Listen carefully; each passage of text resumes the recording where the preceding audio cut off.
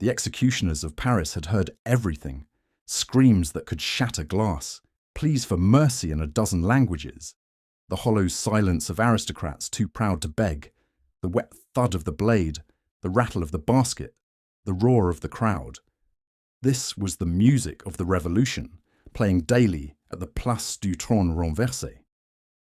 But on July 17th, 1794, they heard something new. Singing.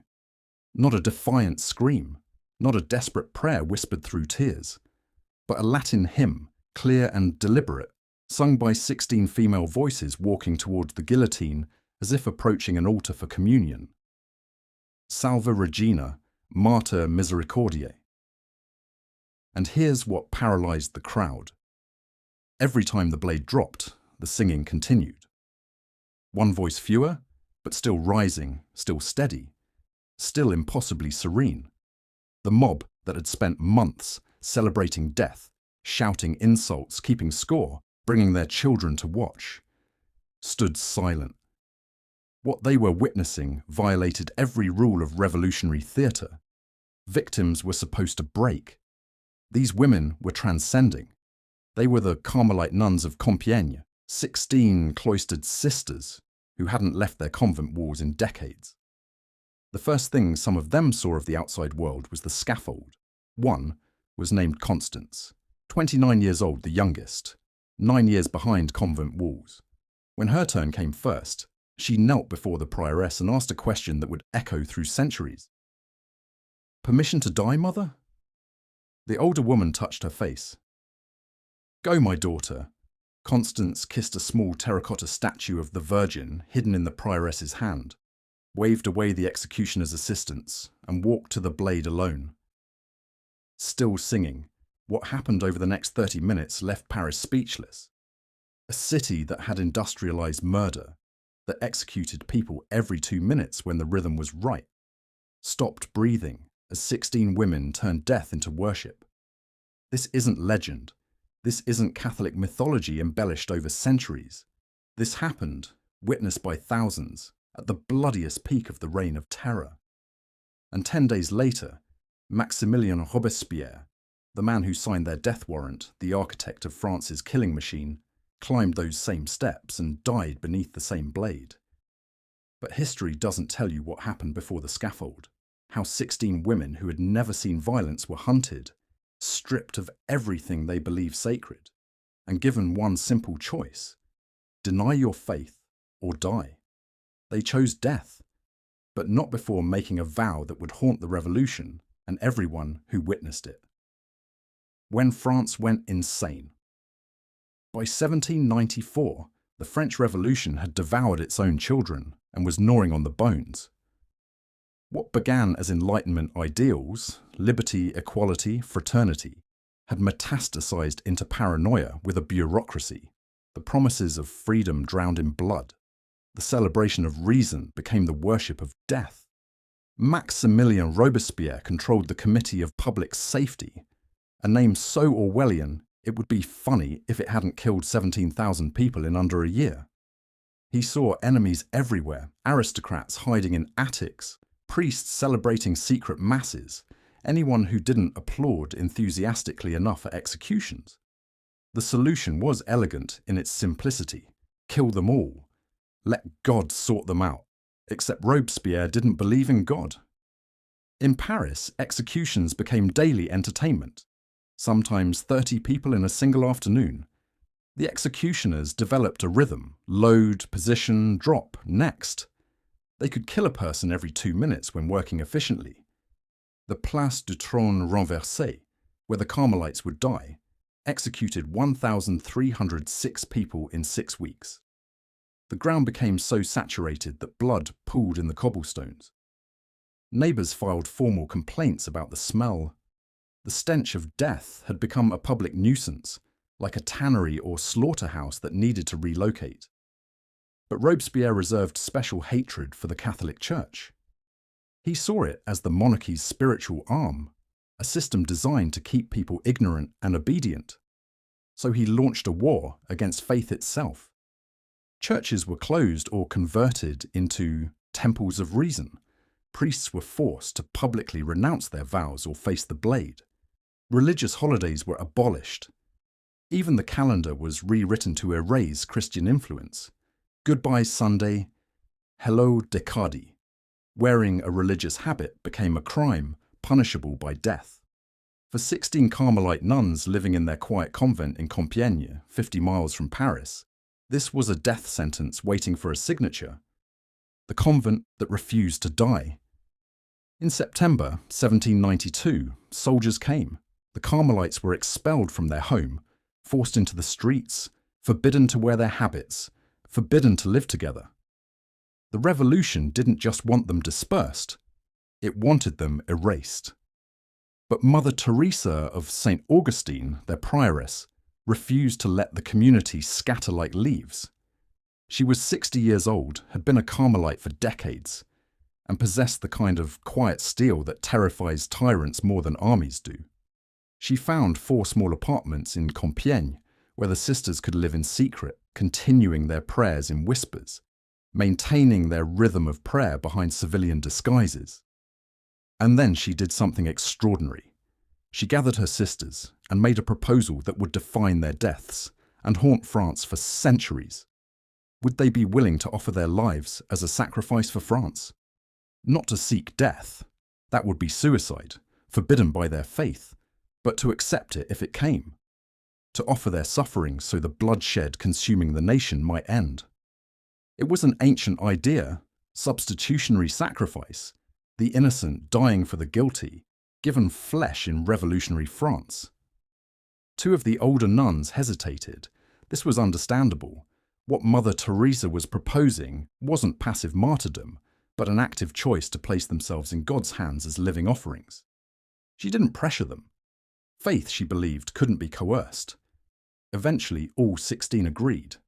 They knelt together in a hidden room and made their vow, asking God to accept their lives in exchange for peace in France. For nearly 2 years, they lived in secret, praying at dawn, singing hymns quietly, comforting each other, waiting. June 21st, 1794.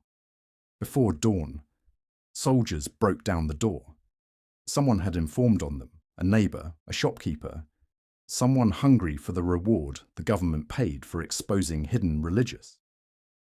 2 years of careful secrecy destroyed by a whisper. The soldiers tore through everything. They found letters, prayer books, religious medals, the small terracotta statue of the Virgin Mary, evidence that these women were still living as nuns. The charges, fanaticism and counter-revolutionary activity. In plain language, their crime was praying. The 16 sisters were taken to a former visitation convent, converted into a prison. The irony was vicious. Nuns imprisoned in a building that once sheltered women just like them. But something strange happened behind those walls. Other prisoners noticed the Carmelites. In a place saturated with despair, with people weeping and losing their minds with terror, these 16 women were different. They rose at 4 a.m. as they always had. They sang hymns softly in their cells. They comforted others who were terrified, offering words of hope they themselves would need soon enough. English Benedictine nuns imprisoned in the same building later wrote about them. They seemed to be preparing for a wedding, not an execution. On July 12th, guards came to transport them to Paris for trial. There was a problem. Their civilian clothes were being washed, so they travelled in their religious habits, the very garments now illegal to wear, the clothing that marked them for death. The journey took hours in open carts. Some in the crowd threw insults, but the Carmelites didn't hide or cower. They sang hymns the entire way, their voices carrying over the noise of the mob. By the time they reached Paris, they had already become something the revolution didn't know how to process. The trial that wasn't. The trial was theatre, and everyone knew it. Revolutionary tribunals had no presumption of innocence, no real defence, no appeals, no chance. The verdict was written before defendants entered the room. The tribunal existed to drape a thin legal fiction over what was simply state-sponsored murder. The prosecutor, Antoine Fouquier-Tinville, had sent hundreds to their deaths without losing sleep. He'd prosecuted Marie Antoinette. He'd condemned scientists, poets, generals with the same bureaucratic indifference. To him, these 16 women were just another batch of names to cross off his list. He read the charges in a monotone: fanaticism, hiding weapons, supporting the monarchy, corresponding with enemies of the Republic. The weapons charge was almost funny if the stakes weren't life and death. The weapons found in their apartments were rosaries, holy cards, prayer books, a small statue of Mary, dangerous contraband in the eyes of the revolution. But one moment shattered the routine. When Fouquier-Tinville said, "fanaticism," Mother Teresa interrupted him. The courtroom went silent. Defendants didn't interrupt. Defendants stood quietly and accepted their fate. But Mother Teresa's voice was calm, almost curious. "Please explain what you mean by that word." Fouquier-Tinville looked at her like she was an insect that had learned to speak. "I mean your attachment to childish beliefs and foolish religious practices." A murmur rippled through the room. Everyone expected her to apologize, to beg, to retreat. She smiled. Not nervously, not defiantly. Peacefully, like someone who'd just received confirmation of something they already knew. "If believing in God is fanaticism," she said, "then yes, we are guilty. We all are. And we will die guilty gladly." The tribunal asked each nun the same question: would you renounce your vows, deny your faith, and swear allegiance to the Republic? This was their exit. The door was open, one word, one simple denial, and they could walk out alive, return to their families, live. Constance, the youngest, answered first. No. Sister Marie of the Incarnation, 30 years a Carmelite. No. Sister Euphrasia, who had initially hesitated when Mother Teresa proposed their vow. No. One by one, 16 times.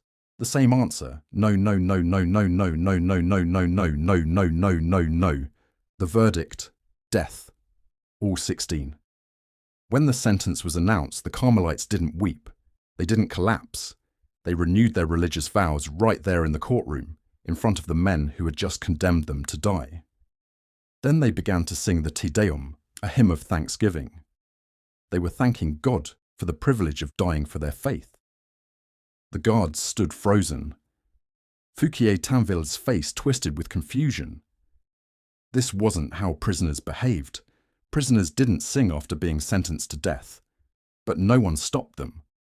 Perhaps even the revolutionaries sensed they were witnessing something beyond their comprehension, something that made their paperwork and tribunals and guillotine seem very, very small. July 17th, 1794. Late afternoon. Summer heat pressed down on Paris. The smell at the Place du Trône was unbearable. Weeks of daily executions had soaked the ground. The 16 Carmelites were loaded into carts with 24 other condemned prisoners. From the first moment, they were different. While others wept or sat frozen in shock, the nuns sang. For 3 hours through the streets of Paris, their voices never stopped. The Miserere, the Salve Regina, the Te Deum, ancient hymns. Paris hadn't heard in years, echoing off buildings that had forgotten what faith sounded like. People stopped to stare. Shopkeepers emerged from stores. Women leaned from windows. Children pointed and asked why those ladies were singing. Paris had seen thousands carted to death. They'd never seen anyone who looked peaceful, who looked almost joyful. When the carts finally reached the square, executioner Charles-Henri Sanson was waiting. He had killed thousands. He'd seen every human reaction to death: fear, rage, despair, defiance, collapse. He'd never seen what he was about to witness. The nuns asked permission to sing one final hymn before executions began. Sanson agreed. Maybe curiosity. Maybe even he felt something shift in that blood-soaked square. The Carmelites sang Veni Creator Spiritus. Come, Holy Spirit. 16 voices rising in the summer air. Then they renewed their vows one final time. Mother Teresa announced the order, youngest to oldest. The youngest would die first. The oldest, including herself, would die last. This was deliberate. The older nuns would watch the younger ones go first, giving them strength with their presence until the very end. Constance stepped forward, 29 years old, 9 years in the convent. The first thing she ever saw of the world outside those walls was this square, this scaffold, this blade. She walked to Mother Teresa and knelt before her one final time. Permission to die, Mother? Mother Teresa looked at the young woman she'd guided for years, the girl who'd entered the convent as a teenager, who'd given up everything for prayer, who was now asking permission to give up life itself. Go, my daughter. Constance kissed the tiny statue of the Virgin hidden in Mother Teresa's palm. She stood, walked toward the scaffold. The executioner's assistants moved to help her up the steps. She waved them away. She didn't need help. Constance climbed alone, positioned herself, looked at her sisters one last time, and kept singing until the blade fell. The crowd was silent, no cheers, no insults, nothing. The singing continued with 15 voices. Sister St. Louis stepped forward, knelt. Permission to die, Mother, kissed the statue, climbed alone, the blade fell. 14 voices. Sister Euphrasia. Permission to die, Mother? 13 voices, one by one, the same ritual, the same question, the same blessing, the same solitary walk to the scaffold. Each nun pushing away the executioner's help. Each nun singing until the blade silenced her voice. The crowd, the same crowd who'd watched executions for entertainment, who'd cheered and jeered and demanded faster deaths, now stood in complete silence, watching 16 women transform a killing ground into something they couldn't name. 12 voices, then 10, then 8. Each execution took less than a minute, but to the crowd watching, time had stopped. Sister Julie of Jesus, a lay sister who'd spent her life doing manual labour in the convent, climbed the scaffold with the same dignity as the choir nuns. She'd never learned Latin, she'd never studied theology, but she sang the hymns from memory, the way she'd sung them every day for decades. Sister Mary of Jesus Crucified was 78 years old, the eldest. She'd been a Carmelite for over 50 years. She'd survived wars, famines, the collapse of the monarchy. Now she stood before the executioner who would end her life. She paused and looked at him, not with hatred, not with fear. I forgive you with all my heart, she said quietly, and I pray God forgives you too. Charles-Henri Sanson had heard thousands of final words, curses, prayers, screams, confessions, but this tiny old woman offering him forgiveness stopped him cold. She climbed the scaffold without help, still singing with what remained of her sisters. 5 voices, then 3, then 2, and finally, only 1. Mother Teresa of St. Augustine stood alone in the square. She had watched 15 of her daughters die. She had blessed each one. She had held the statue they kissed. She had said, "Go, my child," 15 times. Now there was no one left for her to kiss. She looked at the crowd, thousands of faces staring back in silence. She sang the final verse of the Salve Regina alone.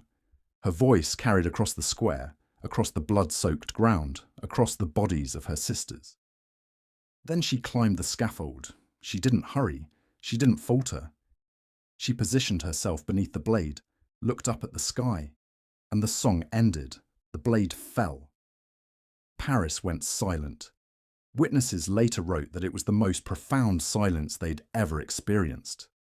In a city that had normalized executions as public entertainment, 16 singing nuns had done something impossible. They had made Paris ashamed.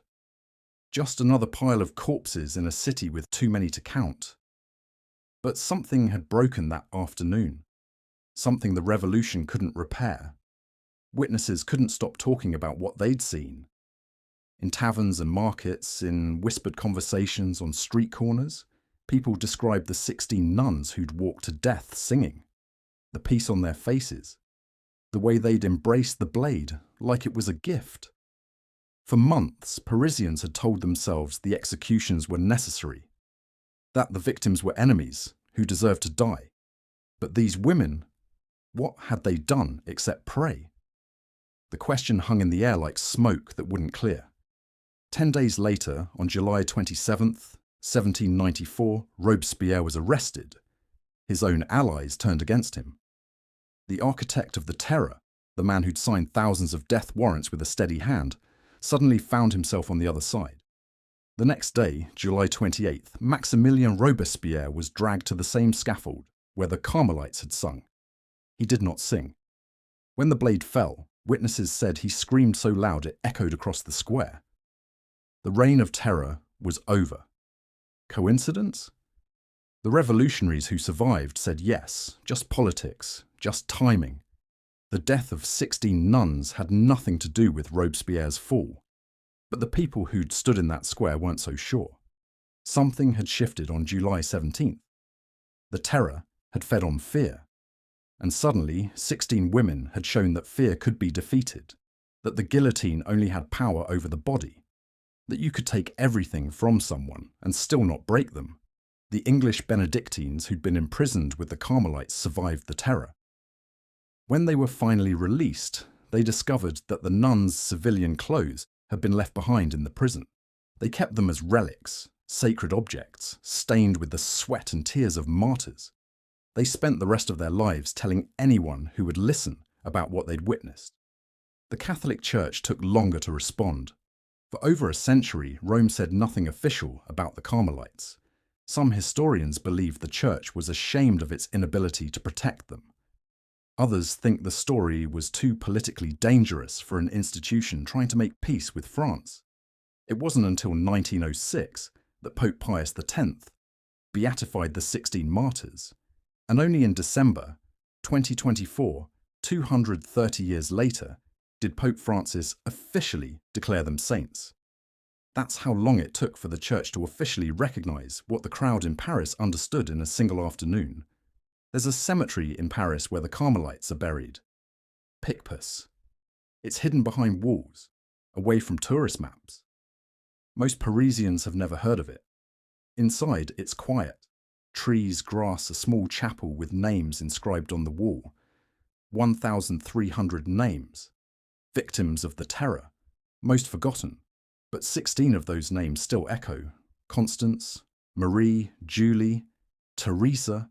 Women who chose death over betrayal, who answered terror with music, who showed a city drunk on blood what courage actually looked like. Every July 17th, a small group gathers at Picpus. They light candles, they pray, and they sing the same hymns that Constance and her sisters sang 230 years ago. Salve Regina, Vine Creator, voices in a quiet cemetery, keeping alive the memory of voices that once silenced a screaming mob. 16 women who believed their sacrifice could stop a massacre. Were they right? Did their deaths end the terror?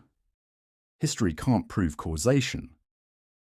But we know this.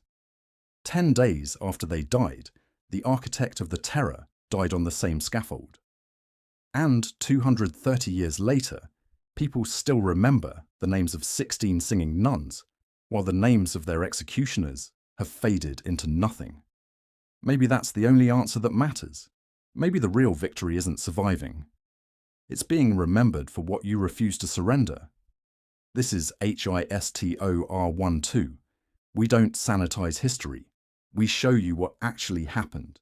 If you want more stories the world tried to bury, hit subscribe and drop a comment.